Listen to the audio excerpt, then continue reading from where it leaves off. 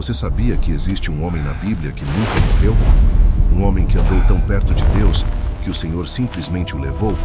O nome dele é Enoque, e existe um livro que leva o nome dele, um livro tão poderoso que foi removido da Bíblia por séculos. Mas por quê?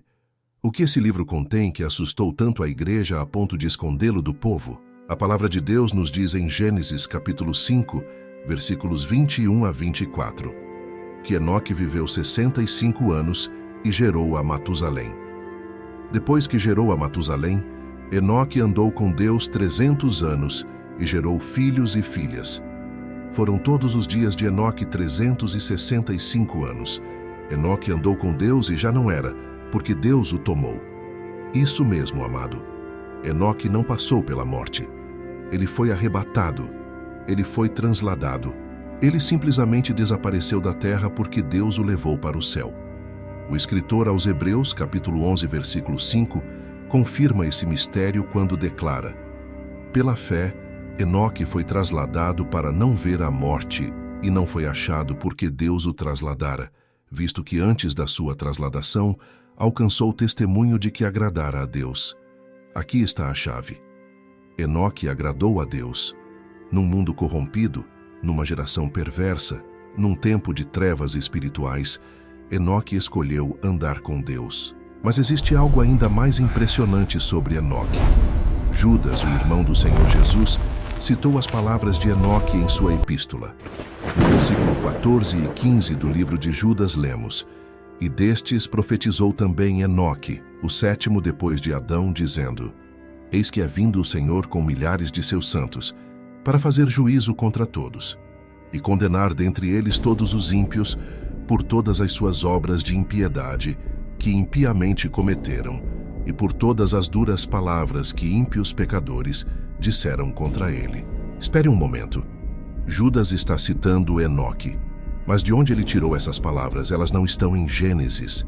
Elas não estão em nenhum outro livro do Antigo Testamento canônico. Judas está citando o livro de Enoque. Isso significa que o irmão de Jesus reconheceu esse livro como profético e inspirado. Isso muda tudo. Durante séculos, o livro de Enoque foi considerado perdido. A igreja primitiva conhecia esse texto. Os primeiros pais da igreja, como Tertuliano e Orígenes, citavam esse livro. Mas em algum momento da história, esse livro foi removido, escondido, proibido. Disseram que era apócrifo, que não era confiável, que continha histórias fantasiosas demais para serem verdade. Mas em 1947, algo extraordinário aconteceu. Nas cavernas de Qumran, perto do Mar Morto, foram descobertos os manuscritos do Mar Morto. E lá, entre os pergaminhos mais antigos já encontrados, estava o livro de Enoque, escrito em aramaico, preservado por mais de 2000 anos. A comunidade de Qumran, os essênios, guardava cópias desse livro. Eles o consideravam sagrado. Comente aqui de qual estado você está nos assistindo agora. Queremos saber de onde o Senhor está tocando corações neste momento, porque essa revelação não é para qualquer um. É para aqueles que têm fome de conhecer os mistérios profundos de Deus. Hoje a igreja etíope ainda mantém o livro de Enoque em seu cânon bíblico. Eles nunca o removeram. Eles sempre souberam que esse livro continha verdades que precisavam ser preservadas. E agora, nos últimos dias, Deus está trazendo esse conhecimento de volta à luz. Porque o que Enoque viu e registrou não era apenas para aquela geração. Era para nós, para a geração do fim. Enoque foi o sétimo desde Adão. Na numerologia bíblica, o número 7 representa plenitude, perfeição, completude. 6 homens antes dele morreram. Adão morreu, Sete morreu, Enos morreu, Cainã morreu, Maalalel morreu, Jared morreu. Mas Enoque, o sétimo, não morreu. Ele foi arrebatado. Ele foi trasladado. Isso é um tipo profético, uma sombra do que está por vir. A palavra nos ensina que estamos vivendo na 7ª e última era da igreja. 6 eras da igreja já passaram. Éfeso passou, Esmirna passou, Pérgamo passou, Tiatira passou, Sardes passou, Filadélfia passou. Agora estamos em Laodiceia, a 7ª e última era. E assim como Enoque foi arrebatado na 7ª geração, A noiva de Cristo será arrebatada na 7ª era da igreja. Mas para ser arrebatado como Enoque, você precisa andar como Enoque. A Bíblia não diz que Enoque era perfeito. Ela diz que Enoque andou com Deus. Existe uma diferença tremenda. Andar com Deus significa estar em comunhão constante. Significa ouvir sua voz. Significa obedecer sua palavra mesmo quando o mundo inteiro está fazendo o oposto. Nos dias de Enoque, a terra estava se enchendo de violência. A corrupção estava por toda parte. Os homens estavam se afastando de Deus. Mas Enoque escolheu um caminho diferente. Ele escolheu andar com Deus. E por causa dessa escolha, por causa dessa comunhão íntima, Deus revelou a Enoque os segredos do céu e da terra. Deus mostrou a Enoque o que estava acontecendo no mundo espiritual. E Enoque registrou essas visões, essas revelações, esses mistérios. O livro de Enoque não contradiz a Bíblia. Ele expande o que a Bíblia já nos diz em Gênesis capítulo 6. Ele nos dá detalhes que foram intencionalmente resumidos no texto sagrado. E esses detalhes são absolutamente impressionantes. Eles explicam por que Deus teve que enviar o dilúvio. Eles explicam a origem dos demônios. Eles explicam o que aconteceu quando anjos caídos se rebelaram contra Deus e desceram à terra. Você está pronto para descobrir o que a igreja escondeu de você por tanto tempo? Você está preparado para ver a palavra de Deus sob uma nova luz? Porque o livro de Enoque não é uma ameaça à fé. Ele é uma confirmação poderosa de que a palavra de Deus é verdadeira, que o mundo espiritual é real e que estamos vivendo nos dias profetizados desde o princípio. Durante mais de 1500 anos, o livro de Enoque foi considerado perdido no mundo ocidental. A Igreja Católica o removeu do cânon no século IV, durante os concílios que definiram quais livros fariam parte da Bíblia oficial. Mas por que esse livro foi removido? O que ele continha que era tão perigoso? A resposta é simples e profunda ao mesmo tempo. O livro de Enoque revela coisas sobre o mundo espiritual que religiões organizadas preferem manter em segredo. Ele fala abertamente sobre anjos caídos, sobre criaturas sobrenaturais, sobre a origem do mal na terra. Ele descreve o céu e o inferno com detalhes vívidos. Ele profetiza sobre o juízo final de uma maneira que expõe a realidade do julgamento divino. Para uma igreja que buscava controle sobre as massas, esse livro era problemático. Ele dava às pessoas acesso direto a revelações proféticas sem precisar de intermediários religiosos. Ele mostrava que Deus revelava seus segredos aos que o buscavam, não aos que simplesmente seguiam tradições humanas. E isso era inaceitável para líderes religiosos que queriam manter o povo na ignorância espiritual. Mas Deus sempre preserva sua palavra. Enquanto o Ocidente perdia o livro de Enoque, a igreja na Etiópia o mantinha vivo. Eles o copiavam à mão, geração após geração. Eles o liam em seus cultos. Eles o ensinavam aos seus filhos. E quando exploradores ocidentais chegaram à Etiópia no século XVIII, ficaram chocados ao descobrir que esse livro antigo ainda existia, completo e preservado. Em 1821, o viajante escocês James Bruce trouxe 3 cópias do livro de Enoque da Etiópia para a Europa. Foi a primeira vez em mais de 1000 anos que o mundo ocidental teve acesso ao texto completo. E quando estudiosos começaram a traduzir do etíope para o inglês e outras línguas, eles ficaram atônitos com o que encontraram. O livro de Enoque é dividido em 5 seções principais. A primeira seção, chamada de Livro dos Vigilantes, conta a história de anjos que abandonaram sua posição celestial e desceram à terra. A segunda seção contém as parábolas de Enoque, profecias sobre o Messias e o juízo final. A terceira seção descreve o calendário celestial e os ciclos astronômicos que Deus estabeleceu. A quarta seção registra 2 sonhos proféticos de Enoque sobre a história da humanidade. E a quinta seção, chamada de Epístola de Enoque, contém advertências e encorajamentos para os justos nos últimos dias. Mas foi a descoberta dos manuscritos do Mar Morto, em 1947, que realmente validou o livro de Enoque para o mundo moderno. Entre os pergaminhos encontrados nas cavernas de Qumran, havia múltiplas cópias de seções do livro de Enoque, escritas em aramaico e datadas de antes do nascimento de Cristo. Isso provou que o livro era genuinamente antigo, não uma invenção medieval como alguns céticos afirmavam. Os estudiosos que examinaram esses manuscritos determinaram que o livro dos vigilantes, a primeira seção de Enoque, foi escrito por volta do século 3 ou 4 a.C. Isso significa que quando Jesus andou na terra, o livro de Enoque já existia há mais de 300 anos. Os apóstolos conheciam esse livro. Os primeiros cristãos o liam, e aqui está algo que vai deixar você maravilhado. Quando você compara o livro de Enoque com o Novo Testamento, você encontra paralelos impressionantes. Jesus falou sobre o Filho do Homem vindo com seus anjos para julgar a terra. Enoque descreveu exatamente isso em suas parábolas. Pedro escreveu sobre anjos que pecaram e foram lançados no inferno, acorrentados em trevas até o julgamento. Enoque deu os detalhes desse julgamento. Judas mencionou a profecia de Enoque sobre o Senhor, vindo com milhares de santos. Essa profecia está palavra por palavra no livro de Enoque. Deixe seu nome nos comentários para que possamos orar por você. Porque quando você começa a entender essas verdades profundas, o inimigo vai tentar roubar essa revelação do seu coração. Mas nós vamos orar para que o Espírito Santo cele essas palavras em sua mente e em seu espírito.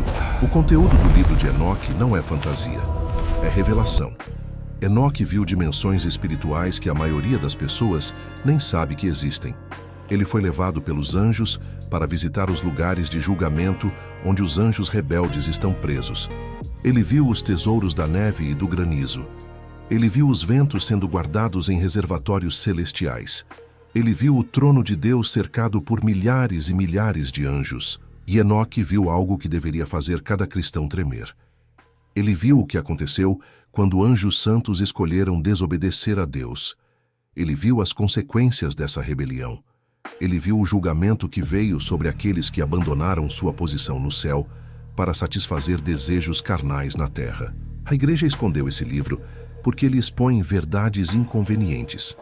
Ele mostra que nem todos os anjos permaneceram fiéis a Deus. Ele mostra que criaturas espirituais podem influenciar e corromper seres humanos. Ele mostra que existe uma guerra cósmica acontecendo entre o reino de Deus e as forças das trevas.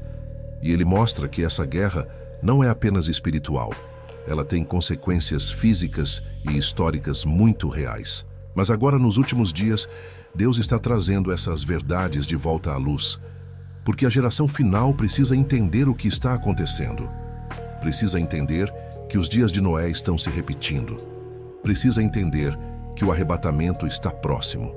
E precisa entender que para ser trasladado como Enoque, você precisa andar com Deus como Enoque andou. Agora chegamos ao coração do mistério. Gênesis capítulo 6, versículos 1 a 4, contém uma das passagens mais enigmáticas de toda a Bíblia. Vamos ler juntos. E aconteceu que, como os homens começaram a multiplicar-se sobre a face da terra e lhes nasceram filhas, viram os filhos de Deus que as filhas dos homens eram formosas, e tomaram para si mulheres de todas as que escolheram.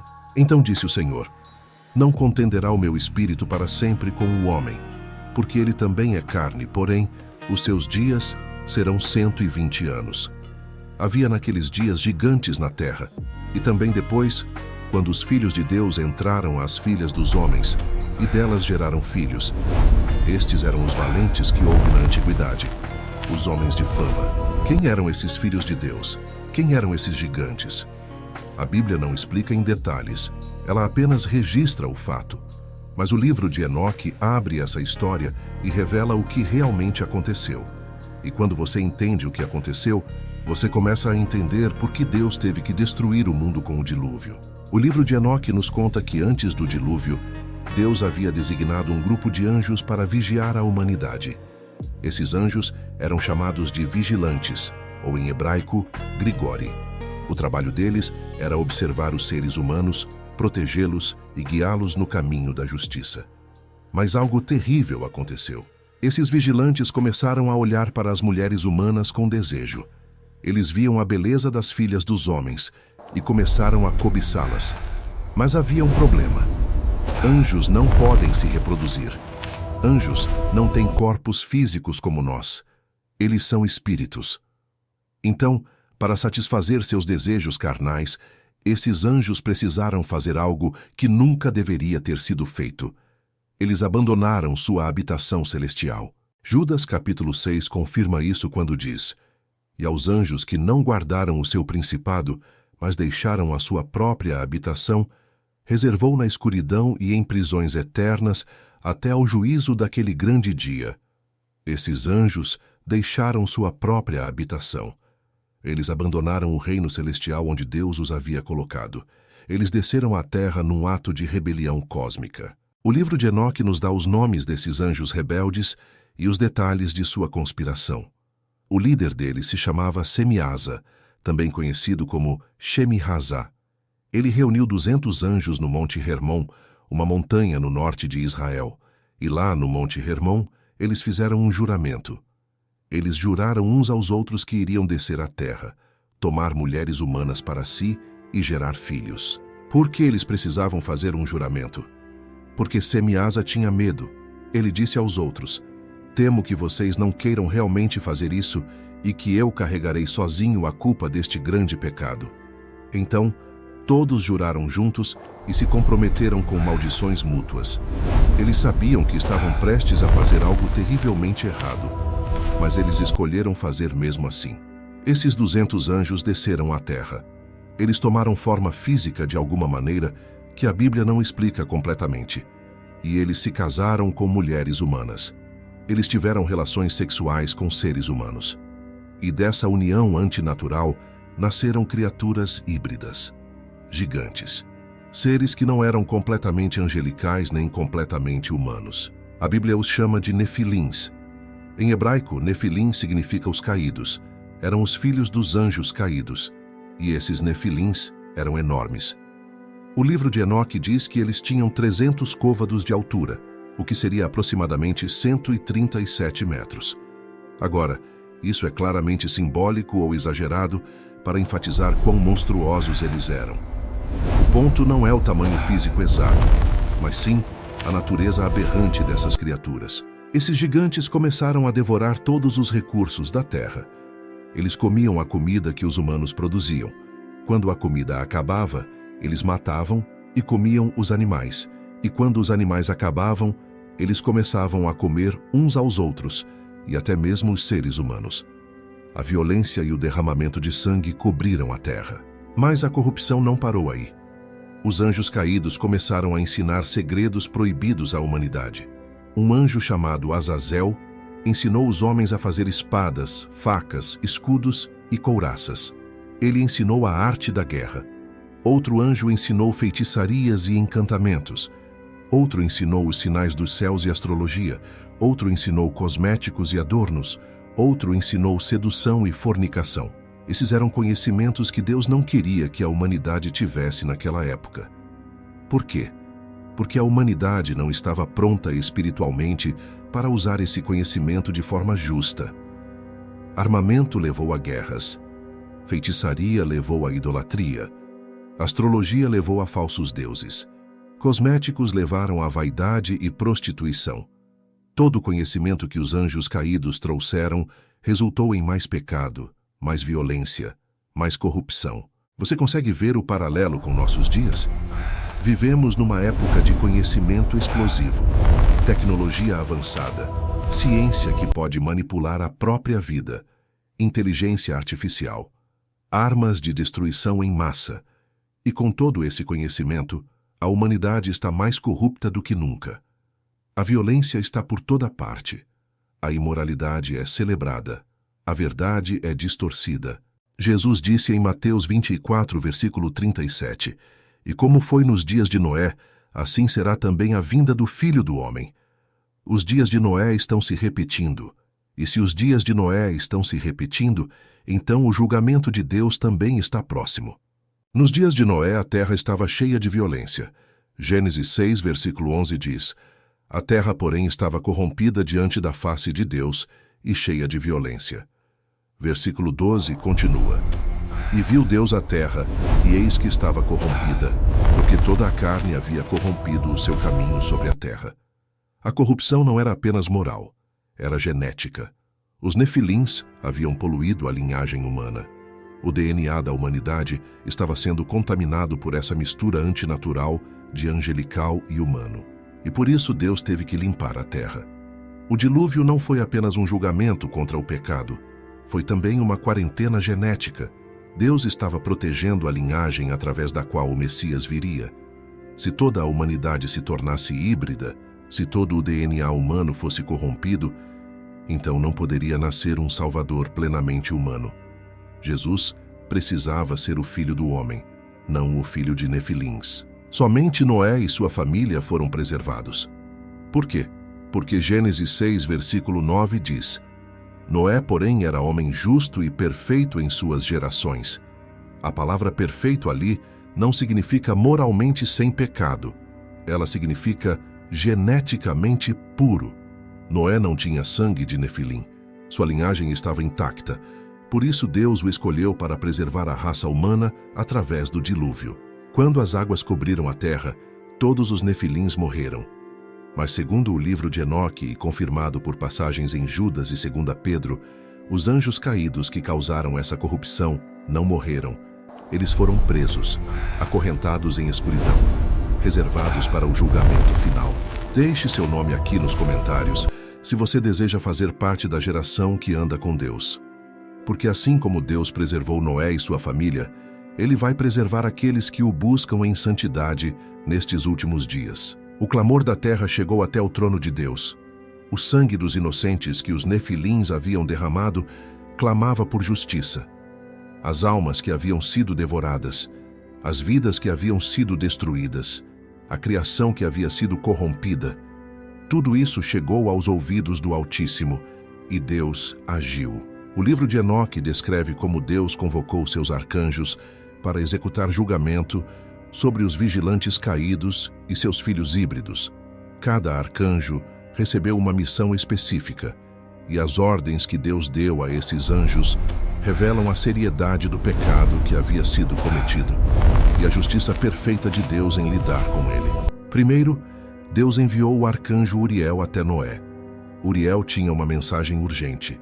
O dilúvio estava vindo. Noé precisava construir uma arca.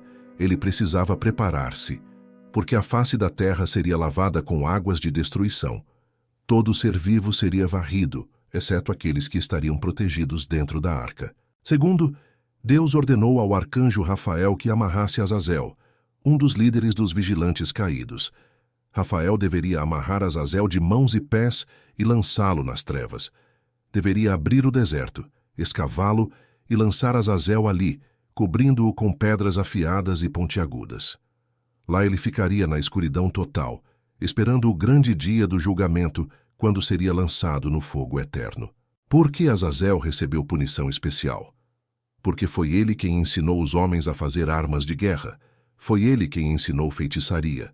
Foi ele quem trouxe o conhecimento que levou à violência desenfreada na terra.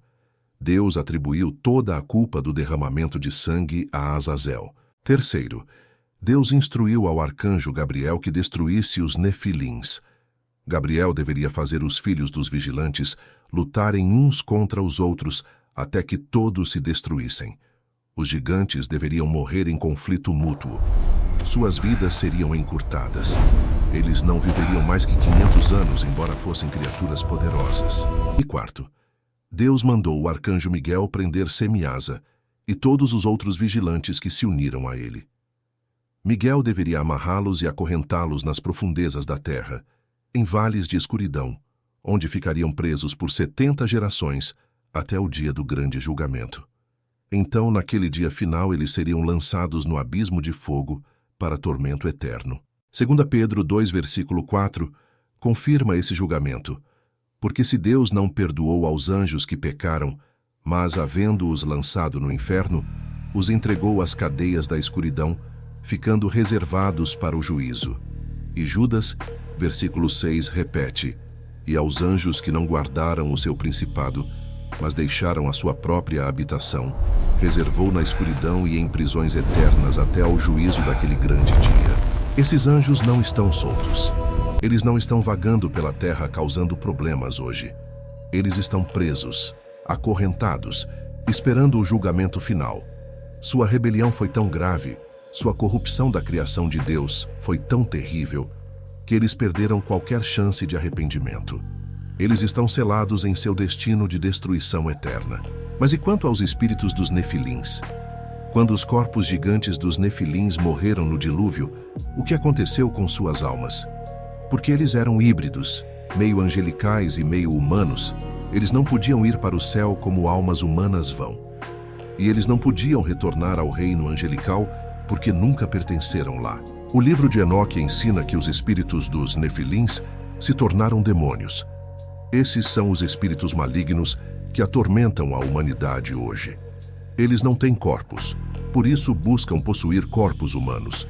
Eles vagam pela terra, sedentos, famintos, sempre procurando alguém para habitar e controlar. Jesus confirma isso quando fala sobre espíritos imundos que saem de um homem e vagam por lugares áridos, buscando descanso, mas não encontrando. Esses são os espíritos desencarnados dos Nefilins. Eles foram despojados de seus corpos híbridos no dilúvio, mas seus espíritos permaneceram ativos na dimensão espiritual, procurando causar destruição. Agora entendemos por que o dilúvio foi necessário. Não era apenas punição por pecado moral. Era uma cirurgia cósmica para remover o câncer da corrupção genética e espiritual que havia infectado a criação de Deus. Era Deus protegendo a linhagem através da qual o Salvador viria. Era Deus preservando a raça humana de extinção total por hibridização. E aqui está a parte que deve fazer você parar e pensar. Jesus disse que os dias de Noé voltariam antes de sua segunda vinda. Ele disse em Lucas 17, versículos 26 e 27, "E como aconteceu nos dias de Noé, assim será também nos dias do Filho do Homem. Comiam, bebiam, casavam e davam-se em casamento, até ao dia em que Noé entrou na arca e veio o dilúvio e consumiu a todos." Os dias de Noé eram marcados por corrupção extrema, violência por toda parte, casamentos profanos, conhecimento proibido sendo usado para mal, a terra cheia de gigantes espirituais e morais, pessoas sem temor de Deus, vivendo apenas para prazeres carnais. E Jesus disse que seria assim novamente antes de sua vinda. Olhe ao redor hoje. A violência nunca foi tão grande. A imoralidade é celebrada publicamente. O conhecimento científico avançou a ponto de podermos manipular genes humanos. Casamentos são redefinidos. A santidade é ridicularizada. A justiça é pervertida. Os sinais estão por toda parte. Mas assim como Deus preservou Noé e sua família, Ele vai preservar aqueles que andam com Ele nestes dias finais. A arca hoje não é de madeira. É Cristo Jesus. Aqueles que estão nele, que vivem nele, que se escondem nele, serão salvos quando o julgamento vier. E assim como Deus arrebatou Enoque antes do dilúvio, Ele vai arrebatar a sua noiva antes da grande tribulação. Enoque não passou pelo julgamento das águas. Ele foi trasladado. Mas Noé passou pela tribulação dentro da arca e foi preservado. 2 grupos, 2 experiências, mas ambos salvos pela fé e pela graça de Deus. A mensagem de Enoque aos vigilantes foi clara: arrependam-se ou sejam julgados. Eles rejeitaram a mensagem. O julgamento veio. A mensagem para nós hoje é a mesma. Arrependam-se e voltem-se para Deus, ou enfrentem o julgamento que está vindo sobre este mundo.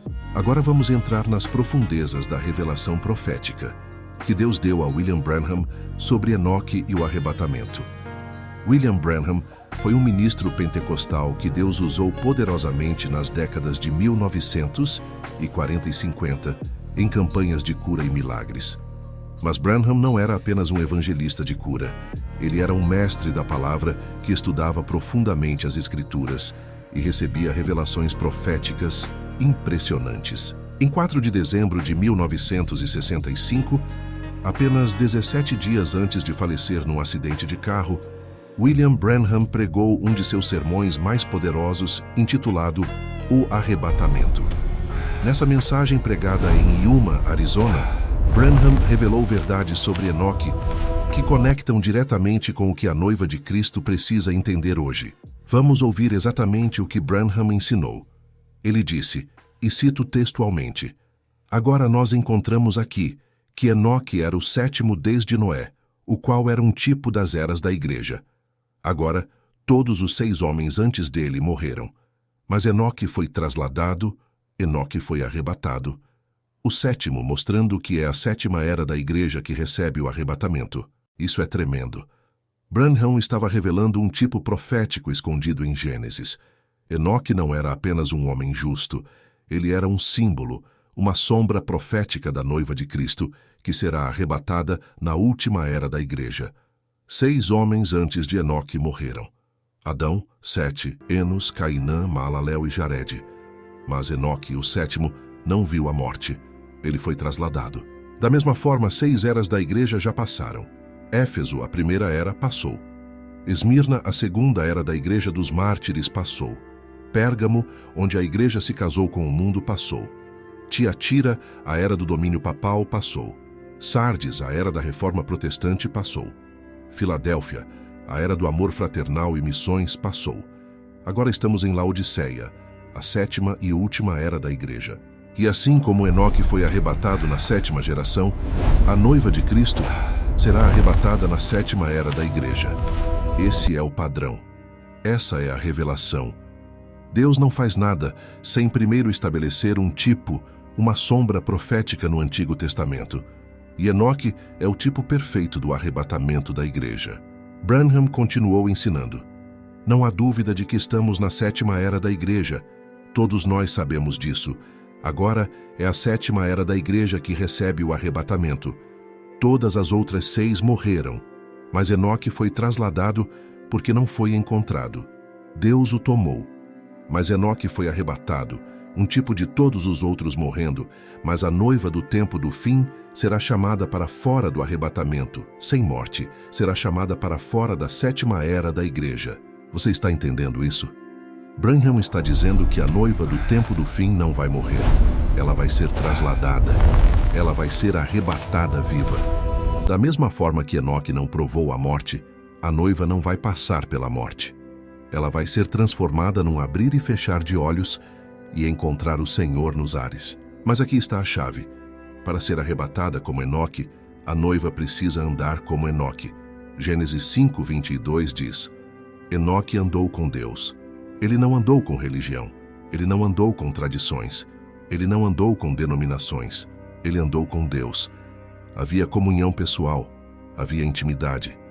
Havia revelação direta do Espírito de Deus para o espírito de Enoque. Branham pregou outra mensagem em 25 de novembro de 1965, apenas 9 dias antes de pregar sobre o arrebatamento, intitulada A União Invisível da Noiva de Cristo. Nessa mensagem, ele explicou que a verdadeira noiva de Cristo não é visível aos olhos naturais. Ela não é uma organização. Ela não é uma denominação. Ela é um grupo de pessoas espalhadas por toda a terra que tem a mesma revelação, o mesmo espírito, a mesma fé. Essa noiva invisível está unida sobrenaturalmente pelo Espírito Santo. Ela ouve a voz do noivo. Ela reconhece a palavra quando é pregada. Ela não precisa de persuasão humana para crer. O Espírito testifica ao Espírito dela que a palavra é verdade. E essa noiva está sendo preparada para o arrebatamento, assim como Enoque foi preparado através de sua caminhada com Deus. Quem aqui deseja ter essa fé arrebatadora? Essa fé que trasladou Enoque? Comente se você deseja andar tão perto de Deus que um dia Ele simplesmente o leve para casa sem passar pela morte. Porque essa é a promessa para a noiva fiel. Hebreus 11:5 nos diz, pela fé Enoque foi trasladado para não ver a morte, e não foi achado porque Deus o trasladara, visto que antes da sua trasladação alcançou testemunho de que agradara a Deus. A fé de Enoque não era uma fé comum. Era uma fé arrebatadora. Era uma fé que agradava a Deus de tal maneira que Deus não conseguiu esperar para levá-lo para casa. Branham chamava isso de rapturing faith, fé arrebatadora. Ele ensinava que a noiva precisa desenvolver essa fé nos últimos dias. Não é uma fé baseada em obras, não é uma fé baseada em quanto você vai à igreja ou quanto você dá de dízimos. É uma fé baseada em revelação pessoal da palavra de Deus. É uma fé que vem de andar tão perto de Deus que você começa a pensar como Ele pensa, a ver como Ele vê, a amar o que Ele ama. Essa fé não pode ser fabricada. Ela não pode ser trabalhada. Ela não pode ser comprada. Ela é um dom de Deus dado àqueles que o buscam com todo o coração. Jeremias 29:13 diz: E buscar-me-eis e me achareis, quando me buscardes de todo o vosso coração. Enoque buscou a Deus de todo o coração, numa geração que estava correndo na direção oposta. Enquanto o mundo ao seu redor afundava em corrupção, Enoque escolheu santidade. Enquanto outros se entregavam aos prazeres carnais, Enoque se entregava à comunhão com o Criador. E por causa dessa escolha, por causa dessa dedicação, Deus o honrou com uma trasladação sobrenatural. A mesma coisa vai acontecer com a noiva de Cristo. Enquanto o mundo afunda em pecado e rebelião, a noiva está se santificando. Enquanto religiões falsas ganham popularidade, a noiva está bebendo da água pura da palavra. Enquanto multidões seguem doutrinas de demônios, a noiva está seguindo o Cordeiro aonde quer que ele vá. E um dia, quando menos se espera, quando o mundo estiver completamente distraído com suas atividades, quando as pessoas estiverem comendo, bebendo, casando e dando-se em casamento, a noiva vai desaparecer. Num piscar de olhos, num abrir e fechar de olhos. Num momento, num instante, ao som da última trombeta, os mortos em Cristo ressuscitarão primeiro, e nós, os que ficarmos vivos, seremos arrebatados juntamente com eles nas nuvens para o encontro do Senhor nos ares. Enoque foi arrebatado antes do dilúvio. Ele não teve que passar pela tribulação das águas. Noé passou pela tribulação, mas foi preservado dentro da arca. 2 tipos proféticos, 2 grupos. A noiva que é arrebatada antes da tribulação, como Enoque, e o remanente de Israel que passa pela tribulação, mas é preservado, como Noé. Branham entendia esses tipos proféticos profundamente, e ele proclamava com ousadia que a noiva de Cristo seria arrebatada antes da grande tribulação. Não porque a noiva é perfeita, mas porque a noiva é a escolhida do Cordeiro. Porque a noiva ouviu a voz do esposo e respondeu. Porque a noiva se preparou, encheu sua lamparina com azeite e está pronta para encontrar o noivo. Jesus estava sentado no Monte das Oliveiras quando seus discípulos se aproximaram dele em particular e fizeram uma pergunta que ecoaria através dos séculos.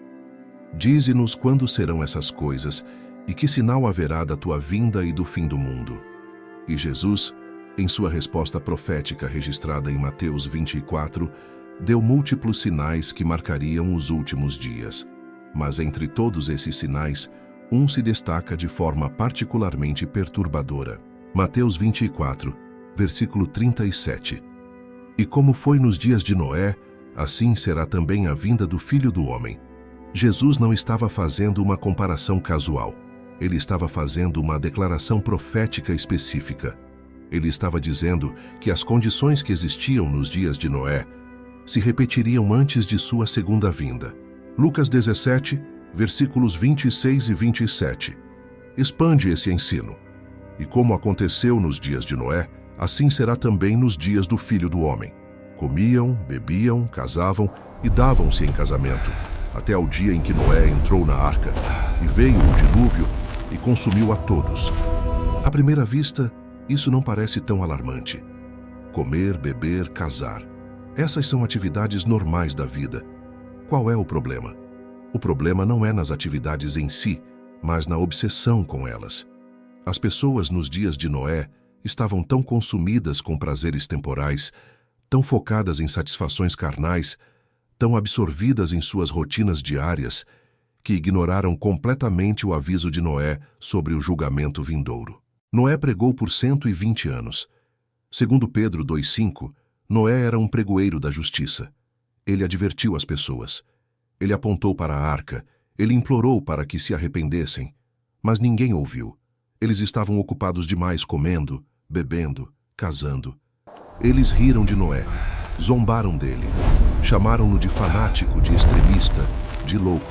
E então, num dia como qualquer outro, quando menos se esperava, Noé e sua família entraram na arca. E Deus fechou a porta. E as fontes do grande abismo se romperam. E as janelas dos céus se abriram. E a chuva começou a cair. E o mundo que zombou de Noé foi consumido pelas águas do julgamento divino. William Branham entendeu profundamente essa profecia de Jesus. Na mensagem O Arrebatamento, pregada em 4 de dezembro de 1965, Branham comparou os dias de Noé com os nossos dias. Ele mostrou como a corrupção moral, a violência e a rejeição da palavra de Deus nos dias de Noé estão se repetindo exatamente agora. Branham disse: agora observe Enoque, o tipo da igreja.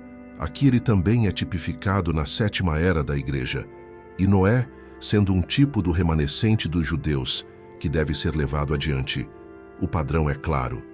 Enoque arrebatado antes do dilúvio. Noé preservado através do dilúvio.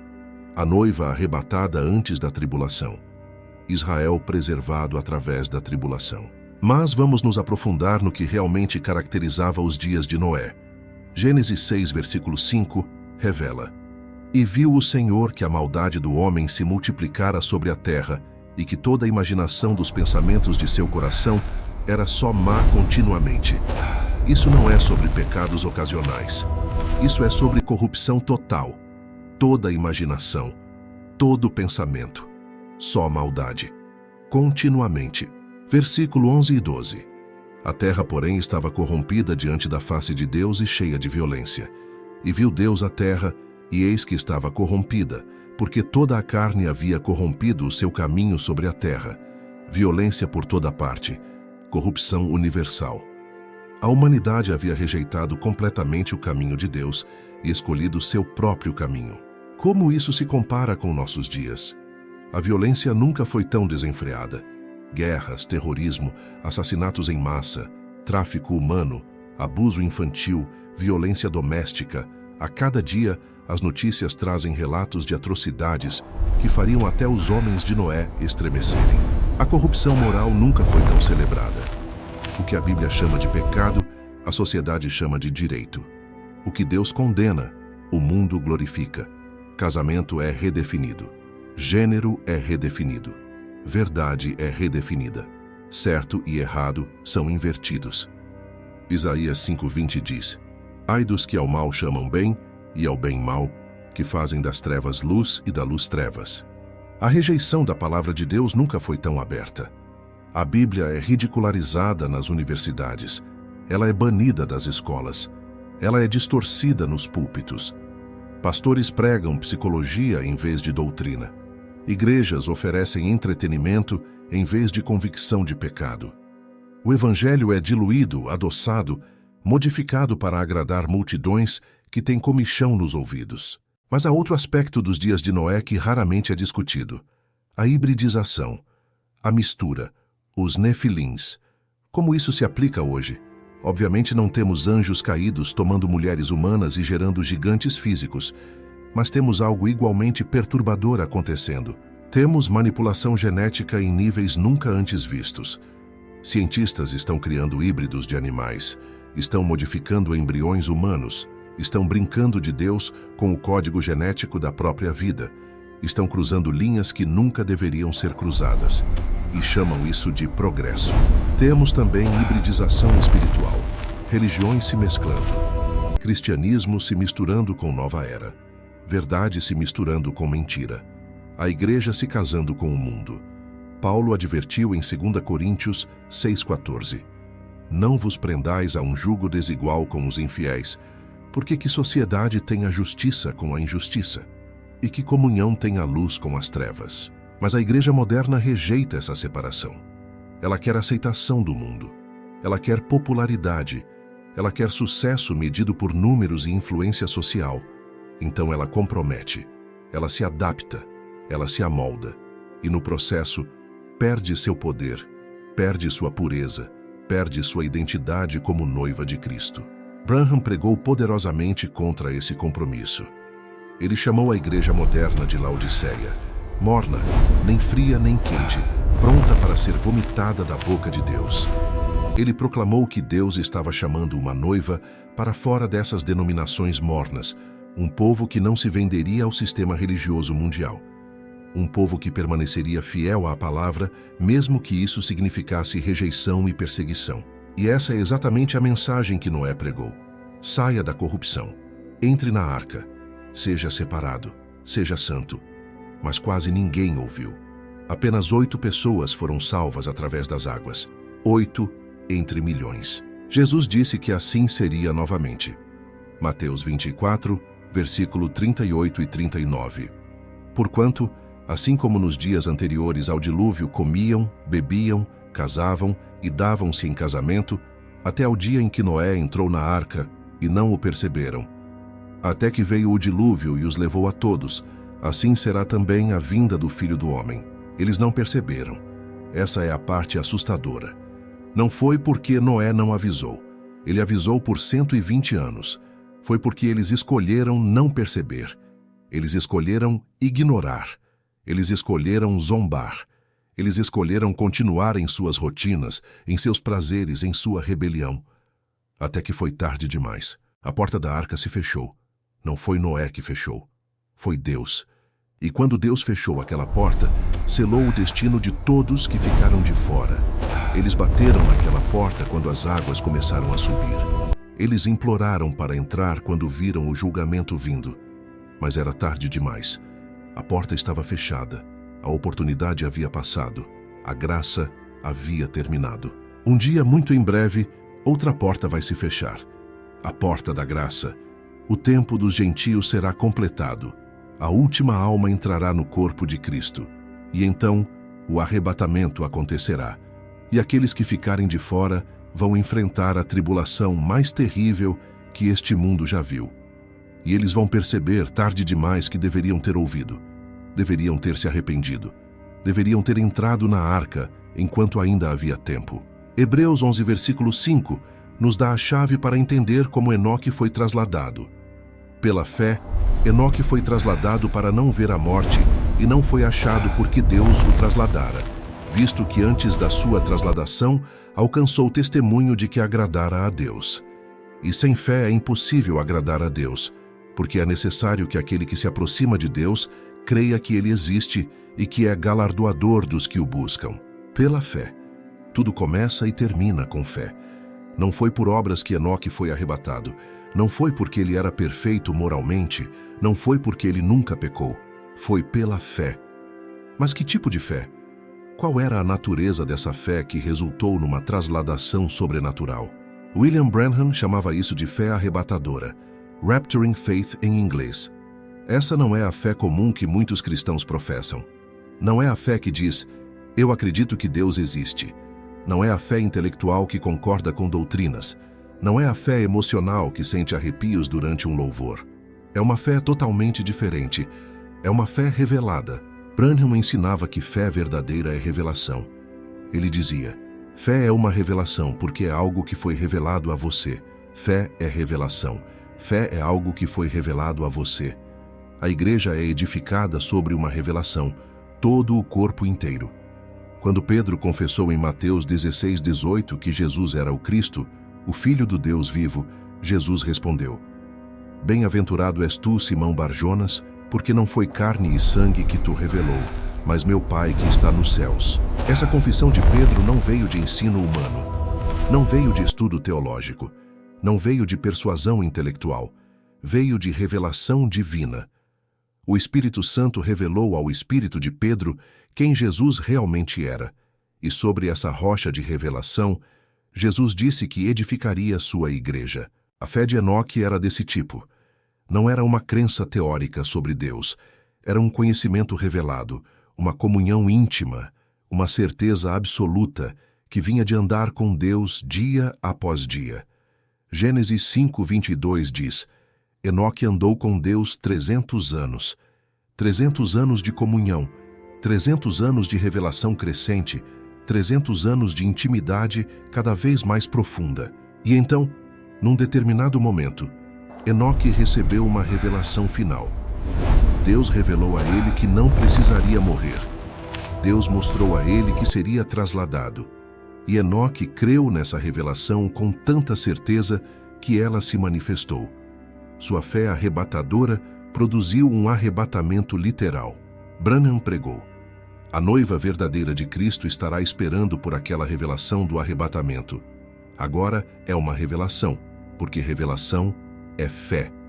Você não pode ter uma revelação sem que seja fé. Fé é uma revelação, porque é algo que foi revelado a você. A fé arrebatadora é uma revelação. Ela é revelada à noiva. Ela sabe que vai ser arrebatada. Ela não está esperando, talvez. Ela não está com dúvidas. Ela tem certeza absoluta, porque o Espírito Santo testemunhou ao espírito dela. Romanos 8,16 diz: o mesmo Espírito testifica com o nosso espírito que somos filhos de Deus. E se somos filhos, então somos herdeiros, herdeiros de Deus e co-herdeiros com Cristo. O Espírito Santo dá testemunho. Ele confirma, ele sela, ele garante. A noiva de Cristo nos últimos dias está recebendo essa revelação, não de homens, não de seminários, não de organizações religiosas, diretamente do Espírito Santo. Ela está ouvindo a voz do noivo. Ela está reconhecendo a palavra quando é pregada. Ela está sendo preparada sobrenaturalmente para o encontro com o Senhor.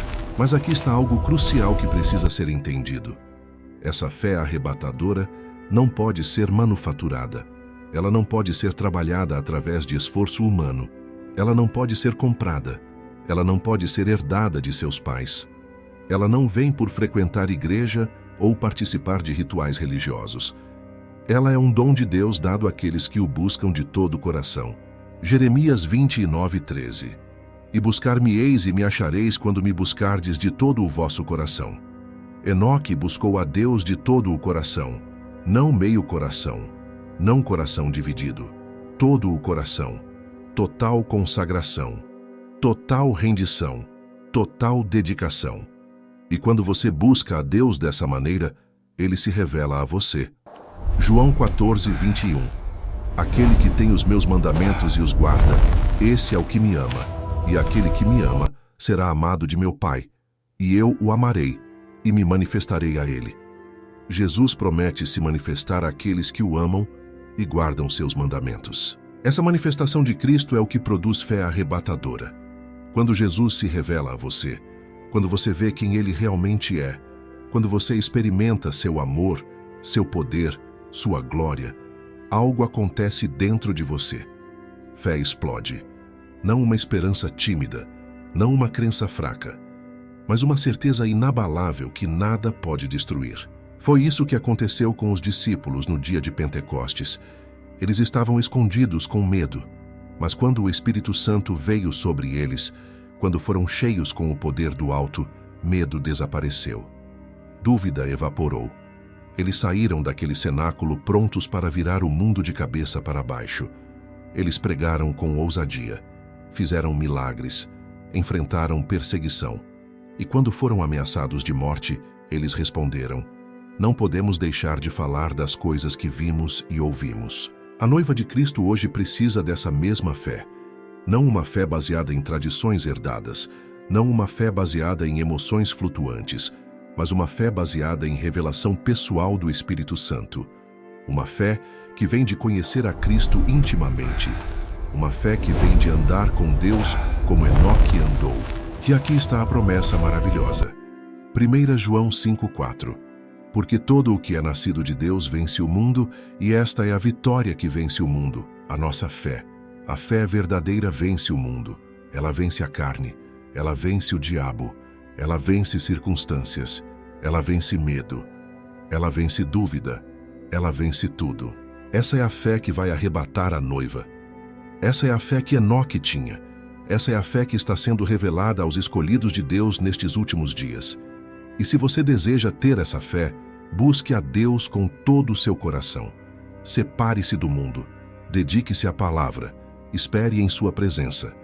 Clame por revelação, e Ele vai se manifestar a você de maneiras que vão transformar sua vida completamente. A frase mais simples e ao mesmo tempo mais profunda sobre Enoque está em Gênesis 5:22 e 24. Enoque andou com Deus. Apenas 4 palavras em português, mas essas 4 palavras contêm o segredo de uma vida vitoriosa, o segredo de uma fé arrebatadora, o segredo de agradar a Deus numa geração perversa. Andar com Deus. O que isso significa praticamente? Como isso se aplica a nós hoje, vivendo em um mundo tão diferente do mundo de Enoque? Como podemos andar com Deus quando estamos cercados por distrações, tentações, pressões e corrupção por todos os lados? Primeiro, andar com Deus significa ter a mesma direção que Deus tem. Você não pode andar junto com alguém se estão indo em direções opostas. Amós 3:3 pergunta: porventura andarão 2 juntos se não estiverem de acordo? Acordo aqui significa mais do que concordância mental. Significa alinhamento de vontade, de propósito, de caminho. Enoque escolheu ir na direção de Deus, numa época quando todos os outros estavam indo na direção oposta. O mundo ao redor de Enoque estava correndo em direção ao pecado, à violência, à corrupção. Mas Enoque escolheu correr em direção a Deus, à santidade, à justiça. Essa escolha o separou. Essa escolha o tornou peculiar. Essa escolha o marcou como diferente. Hoje não é diferente. O mundo está correndo em direção ao abismo. A cultura está celebrando o que Deus condena. A sociedade está abraçando trevas e chamando de luz. Multidões estão seguindo o caminho largo que leva à destruição. Mas Jesus disse em Mateus 7, 13 e 14: Entrai pela porta estreita, porque larga é a porta, e espaçoso o caminho que conduz à perdição, e muitos são os que entram por ela. E porque estreita é a porta, e apertado o caminho que leva à vida, e poucos há que a encontrem. Poucos, não muitos. Nos dias de Noé, apenas 8 pessoas foram salvas. No dia do arrebatamento, quantos serão levados? Jesus perguntou em Lucas 18:8. Quando, porém, vier o Filho do Homem, porventura achará fé na terra? Será que ele vai encontrar uma geração andando com Deus como Enoque andou? Segundo, andar com Deus significa ter comunhão constante com Ele. Enoque não visitava Deus uma vez por semana num culto dominical. Ele andava com Deus. Isso implica companheirismo contínuo, conversa constante, presença permanente. 1 Tessalonicenses 5,17 nos exorta: orai sem cessar. Oração não é apenas aquele momento formal, antes das refeições ou antes de dormir. Oração é um estilo de vida, é uma consciência constante da presença de Deus. É falar com Ele durante o dia todo. É consultar sua vontade em cada decisão. É agradecer por cada bênção. É clamar por ajuda em cada dificuldade. O irmão Lawrence, um monge do século XVII, escreveu um livro chamado A Prática da Presença de Deus. Ele trabalha na cozinha de um monastério, lavando pratos e preparando refeições. Mas ele transformou essas tarefas simples em atos de adoração, praticando a presença de Deus constantemente. Ele dizia que não havia diferença entre o tempo de oração formal e o tempo de trabalho, porque ele mantinha sua mente em Deus o tempo todo. Isso é andar com Deus. Isso é o que Enoque fazia. Enquanto cuidava de sua família, enquanto trabalhava, enquanto comia, enquanto dormia, ele mantinha sua consciência sintonizada com o Espírito de Deus. E com o tempo, essa comunhão se tornou tão natural, tão íntima, tão profunda, que a separação entre céu e terra começou a desaparecer para Enoque. Terceiro, andar com Deus significa obedecer sua palavra mesmo quando custa. Enoque viveu numa geração que rejeitou a Deus. A pressão social para se conformar deve ter sido tremenda. As tentações para comprometer devem ter sido constantes. Mas Enoque permaneceu fiel. Ele não negociou sua convicção. Ele não diluiu seus padrões. Ele não se vendeu por aceitação ou popularidade. Jesus disse em João 14:23: Se alguém me ama, guardará a minha palavra, e meu Pai o amará, e viremos para ele e faremos nele morada. Guardar a palavra de Deus não é apenas conhecê-la intelectualmente, é vivê-la praticamente. É permitir que ela governe suas escolhas, seus relacionamentos, seus negócios, seu entretenimento, tudo. Tiago 1:22 adverte: E sede cumpridores da palavra, e não somente ouvintes, enganando-vos com falsos discursos. É fácil ouvir sermões, é fácil ler a Bíblia, mas cumprir, obedecer, aplicar, isso requer coragem, isso requer compromisso, isso requer morrer para si mesmo. Quarto, andar com Deus significa ser separado do mundo. 2 Coríntios 6,17. Pelo que saí do meio deles e apartai-vos, diz o Senhor, e não toqueis nada imundo, e eu vos receberei. Deus está chamando um povo para sair da Babilônia espiritual, para se separar do sistema religioso corrupto, para se afastar das contaminações deste mundo. Enoque era separado. Ele não participava da corrupção ao seu redor. Ele não se misturava com os ímpios. Ele mantinha sua pureza, sua santidade, sua distinção como homem de Deus. E isso não o tornou orgulhoso ou arrogante, simplesmente o tornou diferente. Ele era uma luz numa geração de trevas. Ele era sal numa sociedade em decomposição. Hoje Deus está chamando sua noiva para o mesmo tipo de separação. Não isolamento físico, não fugir para um monastério, mas separação espiritual. Não se conformar com este mundo. Não se moldar aos padrões da cultura, não se submeter às pressões da religião morta, mas ser transformado pela renovação da mente. E finalmente andar com Deus significa estar pronto para ir com Ele quando Ele chamar. Enoque não tinha ideia de que Deus iria arrebatá-lo naquele dia específico. Ele simplesmente estava andando com Deus como sempre fazia. E de repente, ele não estava mais na terra. Deus o tomou. Ele foi trasladado. Ele entrou na eternidade sem passar pela morte. A noiva de Cristo precisa viver com essa mesma expectativa, não marcando datas, não especulando sobre cronologias, mas vivendo cada dia como se Jesus pudesse voltar hoje, vigiando, esperando, pronta. Jesus disse em Mateus 24:42, Vigiai, pois, porque não sabeis a que hora há de vir o vosso Senhor. E em Lucas 12:40, Portanto, estai vós também apercebidos, porque virá o Filho do Homem à hora em que não penseis. Enoque estava apercebido, ele estava pronto. Quando Deus disse, vamos para casa, Enoque não precisou fazer preparações de última hora. Ele não precisou consertar coisas atrasadas em sua vida. Ele já estava andando com Deus, ele já estava em comunhão.